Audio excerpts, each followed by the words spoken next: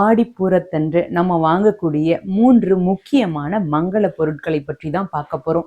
இந்த மங்கள பொருட்களை நீங்க வாங்கினாலே குடும்பத்துல இருக்கின்ற வறுமை நீங்கும், திருமண தடை நீங்கும். திங்கட்கிழமை 28/7/2025 அம்பாளுக்கு உரிய ஆடிப்பூரம் வருகின்றது. முதலில் நீங்க வாங்கக்கூடிய பொருள் என்னன்னு பார்த்தீங்கன்னா வளையல் தான். ஆடிப்பூரம் அப்படின்னாலே வளைகாப்புக்கு உரிய ஒரு நாள், அம்பாளுக்கு உரிய ஒரு நாள். இந்த வளையலை நாளைக்கு தவறாமல் வாங்கிட்டு வாங்க.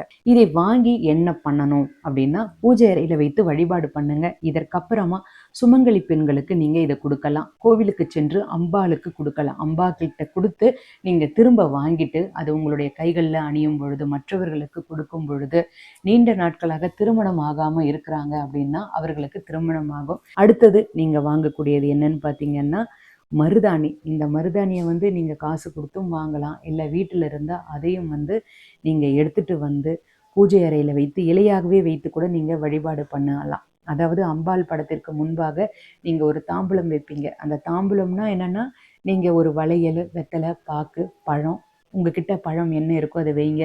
ஒரு ரவிக்கை துணி இருந்தால் ரவிக்கை துணி வைங்க. புடவை இருந்தால் புடவை வைத்து வழிபாடு பண்ணுங்க. அடுத்தது காதோலை கருகமணி அப்படின்னு கடைகளில் விற்கும். இந்த காதோலை கருகமணி அப்படின்றது பூஜை கடைகளில் விற்கும். இதை நீங்கள் அம்பாளுக்கு வைத்து வழிபாடு பண்ணும் பொழுது கண்டிப்பாக உங்களுக்கு குடும்பத்தில் சந்தோஷம் இருக்கும்.